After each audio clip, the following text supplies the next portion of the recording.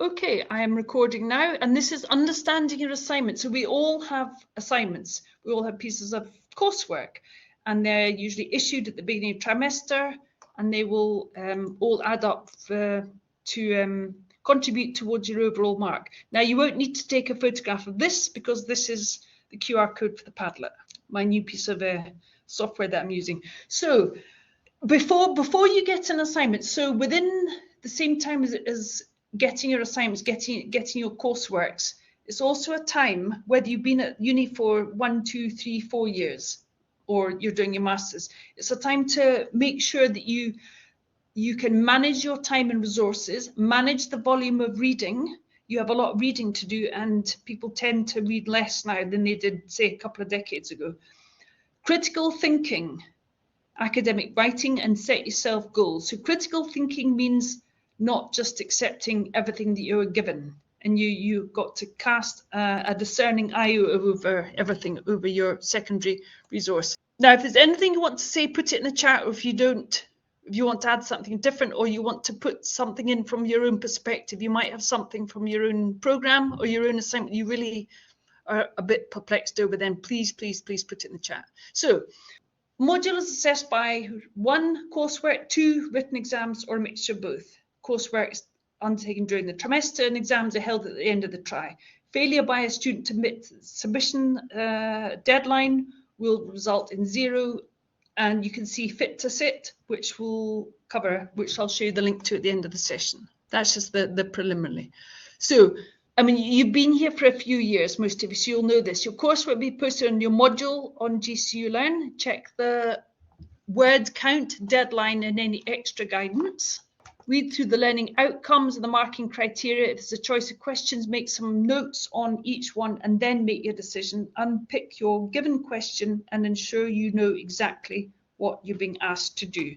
So can you put in the chat, have you all been given your assignment so far this trimester? Put in yes or no. And are you happy with them or unhappy, or a mixture of both? Yeah, a mixture of both. Okay. Yeah, there's usually some element of it that can be a bit perplexing. Okay, yeah, mix. And also before I continue, and I'll show you the poster at the end of this session, tomorrow on campus, in fact, it's every couple of weeks, I run a global writing cafe, which is a face-to-face, and it's on the ground floor of the library. Tomorrow, between 12 o'clock and 4 o'clock on the ground floor, as you go in on the left-hand side, there's a big table, and I'm there between 12 and 4 with my laptop. And if any student from the School of Engineering has any questions at all about academic writing or language or anything, then drop in, and there are lots of questions. So, understanding the question, pay attention to the assignment guide. Now, I'm starting off general, and then I'm going towards more specific. Pay attention to the specifications such as their layout and style. So if it tells you to write in report format, then it's a report format that you write it in. Make sure you know what type of assignment it is. Is it an essay, or is it a report or a series of short answers to questions being asked? And then we'll move on to actually understanding the assignment question. So I like these two. So it's specific versus general questions. So I'm just giving you examples here.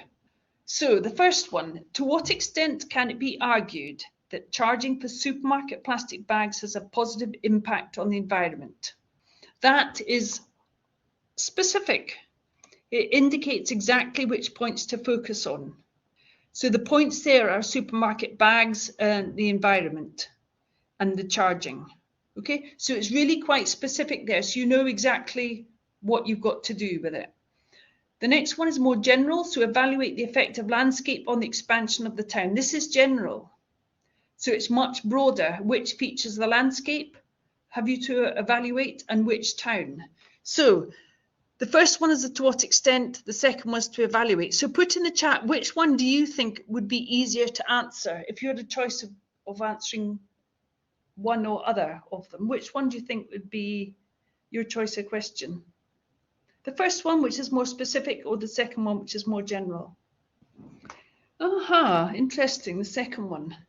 Hi, Selvin. I think I maybe pronounced that wrong. Okay, the second one. Okay, the rest of you, would you prefer to do the first one or the second one? Ah, have you got a question? The first one, okay, yeah. Somebody just put their hand up. You've got 4 or 5 names there. I don't know which one is yours. Is it Selvin? If you've got a question, put it in the chat or open your mic. So they're both, in a way, they're both, the second one, which is more general, has got less points in it. However, sometimes with the first one, it's easier to answer the more specific points. Here's another one. So, the threat to human and environmental health from landfills in Scotland is negligible in comparison to that from waste to energy facilities. This is a GCU question. Can't remember which course it's on. That's the statement. Critically evaluate the statement and present evidence from classes and wider reading to support your argument. And in the following slides, we'll learn how to unpick it, so to speak. So I've put Padlet there. So go to the Padlet, and I'll put the link to the Padlet in for those people who have just turned up. Okay, I've just put here, so if you go to the Padlet, I've just put specific versus general. General, choose 1 or 2 key aspects, focus on a few examples. Your introduction should explain your direction. So when you're doing your introduction, that should explain exactly the direction you're going in. So when you have an assignment question or a coursework brief, a rubric, quite often you have a statement, then a question, quite often it can be quite a long thing. There are 3 parts. Okay, so the first part is the direction or the task words. So that tells you exactly what to do, discuss, compare, critically evaluate. So I will go back to the question. So you will see there, so type it in the chat. So I'll go forward again. The directive or task words tells you exactly what to do. So I'll go back, look at that again. So put in the chat what the task words or the direction for that question is. Put it in the chat, type it in. What's it actually instructing you to do? Yes, good. Critically evaluate. Those 2 horrible words that come about. So do we have a good understanding of what critically evaluate means, or ask you to do? Was that a loaded question? James, have you got a good? Yeah, mixed. Yeah, yes. Critically evaluate, because it's not so specific. So when you're critically evaluating something, you are essentially, yes, exactly. So that's when you question everything about a topic. So you're not describing. Describing is kind of at the bottom level and outlining. When you move up and up and up towards the thinking levels, you are, when you're nearing the top, you are critically evaluating something. So you are basically, yes, you're basically getting evidence, which will be your secondary sources, which will be the authors within the field. And you're getting the evidence which is supporting the point you're trying to make, and then you are evaluating how important those sources are. So you're kind of in a play, and you're kind of weighing one up against the other, because authors naturally have different perspectives on different things. So what you're doing in your coursework is you're bringing in everybody's different perspectives, and you're the writer, you're the boss of it. So it's up to you to question everything and evaluate whether it's useful.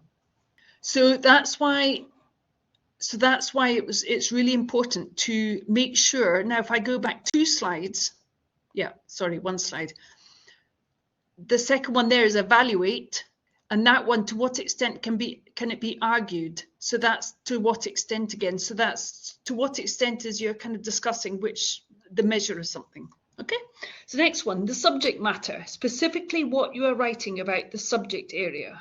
So if you look at that, the subject area is human environmental health, landfills, Scotland, waste, energy facilities. That's the subject area. So that's what the subject area is, obviously your program of study, and that's what you're learning about. Limiting words, limiting words is the one that's quite often missed out. And see, when you're doing your 4th year project, your research project, or your master's dissertation, it's really good to put a limiting word in your research question. It makes it a lot easier. So if you go back, you will see that the limiting to that is, okay, I'll let you do it. Put in the chat, what do you think the limiting, one of the limiting words could be? What restricts that question, that statement? There's actually two. There's two things which can be seen to limit it. It makes it a lot easier to research. Yeah, well, nearly. The limiting, so yeah, the limiting here is the threat to human environmental health from landfills in Scotland. Is actually, yes, good. The research is limited to Scotland. So if you didn't say Scotland, it would be global landfills or UK. So we're restricting it. So if you've got the pyramid, it's a inverted pyramid. So you're starting from the big and you're going down. So it's landfills in Scotland. And I guess you could say human environmental health, as opposed to just human health or environmental health. Okay, you got it now. Yeah, so yeah, sorry, I should have been a bit clearer. So the limiting thing, yes, it can be in the statement. And quite often the statement can be quite big. And then quite often the question underneath can be quite big. So it's really important to make sure you understand, and nobody likes reading questions, assignment questions, but it's really important to go back and check, like literally read every word so you know actually what you're looking for. So yeah, so when you do a question, there's 3 parts to it. Make sure you can understand all 3 parts. So you clarify the task, you examine the content words to help you to focus your research and reading of the correct area. Use the GCU library as a start for your research. Use the module reading list. So have you been using the GCU library? And I'll put it in the chat. I'm sure you have. I'm sure you wouldn't have got this far without delving into the library. Nevertheless. Okay, you're working on, okay, James, are you on your, I can't remember, on your 4th year project? Okay, what's, okay, still not. Oh, Selvin, you need to get yourself into the library. Well, physically in the library, and also, are you in Glasgow? Okay, you're in London. Oh, well, you'll have the library there, yes. So the GCU library is great. The physical library is good, whether it be in Glasgow or in London. And the GCU library, the online library is great. And once you learn how to navigate it and learn how to search for things. So James, do you know how to do things like restrict your search to the last 5 years, for example, or to articles only? Good. That saves a lot of heartache. So, and then you were right what you said before. So an assignment question that asks you to critically evaluate something is seeking a balanced debate. It doesn't actually necessarily have to, it needs to be balanced, but it doesn't have to be 50% yes, 50% no. It just means a debate, meaning that you're providing both sides of it. So your answer should consider the positive aspects of the statement alongside the negative aspects of the thesis. You're looking from different perspectives and not simply describing. It is not simply an advantage, disadvantage. And when you're describing different things, in fact, I'll put a link up. It's very important to use contrasting vocabulary. Contrasting vocabulary. And I'll give you a link to a really good resource here. So the Manchester Phrase Bank is really useful. And I'll put the link up there. So if you think you have enough vocabulary, have a look at this and learn even more, because it's really, the more specific vocabulary you can use, for example, introducing differences, have a look at the link there, comparing within one sentence, indicating difference across 2 sentences. They are really good ways of being able to introduce different perspectives across the discussion that you're having. It also means that you're able to report on the viewpoints of the authors, because authors are biased in different things, different ways that they write. Some may be for something, some may be writing for a green paper, something maybe a government report. So the way that it's reported, it can be different. So using good contrasting vocabulary means that you're able to write in a much more concise and exact manner. So, and then when you have an assignment, you are using different methods of writing. So if you're asked to write a report, you use headings and subheadings. As set out in the task above, you're required to research further the subject, and all the work must be fully referenced, and all sources of information must be correctly identified and cited within the text. So that's an extract from a report assignment. More information and referencing can be found here, and academic neglect to reference your work correctly will lead to a poor mark and possible failure of this assignment. So how many of you are happy with referencing? And what type of referencing do you use? Yeah, good with it? Okay, good. Because, yes, RefWorks is really good. So for those of you who don't know, so I think I explained it correctly. RefWorks is a referencing tool which is licensed by the GCU library. So when you go into the GCU library and you find your articles and your ebooks and whatever else you're using for your research, you can save that in your folder. You can then use RefWorks to create a reference, and you can create the citation. Okay. The only thing about using that is it may not give you the exact reference. When you're using something else, you need to always go back and make sure that it's doing the correct referencing. But yes, and the one thing that I'll just say very quickly, I'm sure you know this, when you're doing your in-text citation, you just have, okay, Mendeley, yep, you just have, I'll put the thing in here, author, you'll know this, author and the date. A lot of people still put the initials, put the first name, they put the second name, then the initial, and then the date. So you only need the author's second name and the date of publication of the article or the journal or whatever. Okay, and then the full reference goes at the end. So it's really important that you're absolutely meticulous with the referencing. It's important that you're really meticulous with the way you lay it out, that you have your subheadings, the headings, your subheadings if you're doing a report, and that all the headings and subheadings are collated on the contents page, and that the references are on a standalone page right at the end in alphabetical order, because a certain proportion of your marks will be given to presentation, given to referencing, given to use of vocabulary and grammar and punctuation. So you're better off getting it right first time round. Okay, so planning your research. Before you begin, make sure you have a clear understanding of the due date for your coursework. You don't want to be late. The size of the research, for example, the word count. So if it's 2,000 words, you can have 10% over and above, sorry, over and below. The research question that you are trying to answer, or what you're looking for, the scope of the research.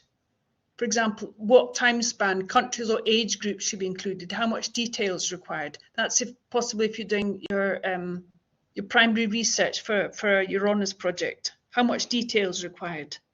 And these are the types of sources. So scholarly sources, that word. So that's your academic sources. So they're written by experts in the field.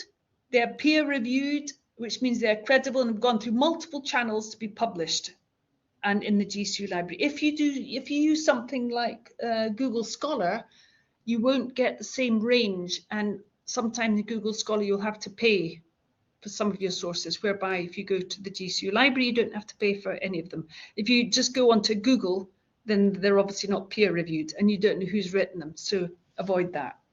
These are the popular sources. These can inform and persuade, but they're not specific to an industry. So can you, in the chat there, can you type in an example of a popular source?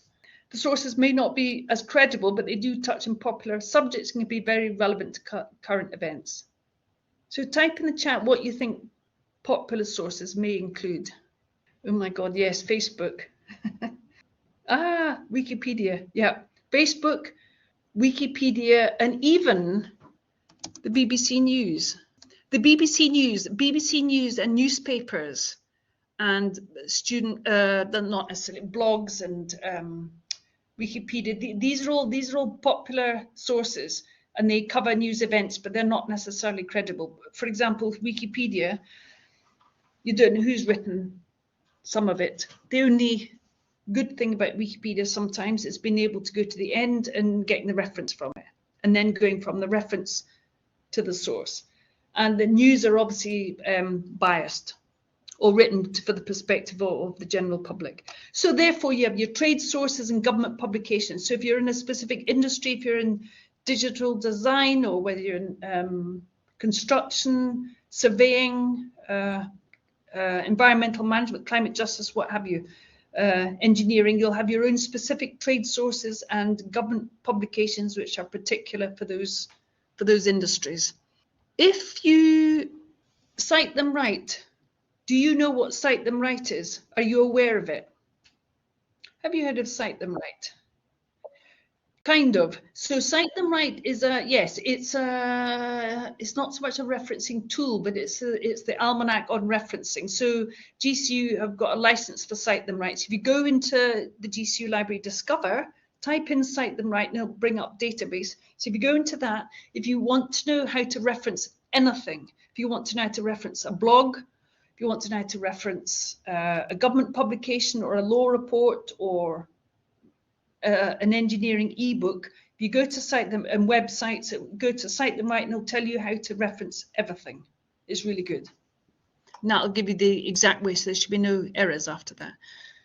I'll just make this. This is actually taken from the GCU Library resources. So when you can go back to the library, you can look at those. You can browse journals. There's the cite them right. It's got databases, Discover, which is where you can type in your keywords, ebooks, e-course, troubleshooting, general use guidelines, Google Scholar, and there's your RefWorks down at the bottom, open access resources, LinkedIn Learning, which is fantastic, and research online. So that just shows you some of the resources. And if you have any issues or any difficulties in finding any kind of secondary materials, any kind of research materials, each school has a subject-specific librarian. So if you go on the GCU Library website, you'll be able to find subject-specific librarian. They're great at being able to help you find out exactly what you're looking for if you can't find it. And they also run good drop-in sessions and sessions on using RefWorks, etc., etc. So it's all in the planning. And then you have the learning outcomes. So basically you research the topic. This is essentially what you're doing. You're researching your topics. So if you're doing a research project, you're researching the area. So underneath your research project, you should have points. So it's really easy to, well, it's very tempting to have a big topic and then going off all over the place and having it much, much too general, far too broad. So it's a lot easier for you if you were to narrow it down and be as as specific as possible. And you critically appraise the content of associated secondary research in order to ascertain their validity and contribution to the subject area. So what you're doing is you've got your topic area, your subject area, you're then going off to look at the secondary resources, and then you are looking at all of them and you're evaluating how valid they are and how much of a contribution they have made to your subject or to your research. Sometimes it's a bit easier if you're researching something that's a lot more current, for example, COVID-19, then the depth and breadth of the material wouldn't be there, which is a limitation. So use the correct referencing system and cite appropriately, and write in a precise and concise style using correct grammar and punctuation. So your academic research should strive to be as objective as possible. So when you're carrying out your research, we all carry our preconceptions, our prejudices and value systems, whether we're aware of them or not. And it's important not to let that come through in your research. So be objective and open-minded, not subjective. So if you start your research with a clear idea of what you will conclude, it's unlikely that you're conducting good research. So if you're looking to answer a question, it's usually be through your primary data and then your secondary research that you'll ascertain the outcome if that's what you're doing in your project. Consider both or more sides of the issue before you attempt to offer a conclusion, opinion, or recommendation. Any opinion you do set out must be based on available evidence. So it's making sure that all the evidence that you find, that you produce, is completely appropriate and that you always explain why you've used it. So keep track of your information sources. This is why using RefWorks is really good. So keeping a record of your research will help you to save time when you put your bibliography or reference list, and it avoids plagiarism. So I'm sure everybody's done it. You're writing something, you paraphrase something from somewhere, and then you've lost the original source. So it's important to keep an eye on the sources that you're using. Yeah, and then be sure to note all the information and that you think you'll be using. And yeah, and as we've discussed, there's the use of RefWorks. So it's really good to be able to, I think RefWorks is great. So once you've learned how to use it, then it's absolutely invaluable. It saves you an awful lot of time. So this is the fit to sit. But the fit to sit, the GCU operates a fit to sit approach to student assessment. So this is the guy here. So the default assumption is when you undertake an assessment, you are declaring that you're fit to do so. This means that any mark or any attempt at assessment will stand unless you've indicated that you are not fit to sit. So for example, if you're unwell or there's a drama or something, so the fit to sit is submitted before you before you have to either sit your exam or you have to submit your coursework. That's called fit to sit.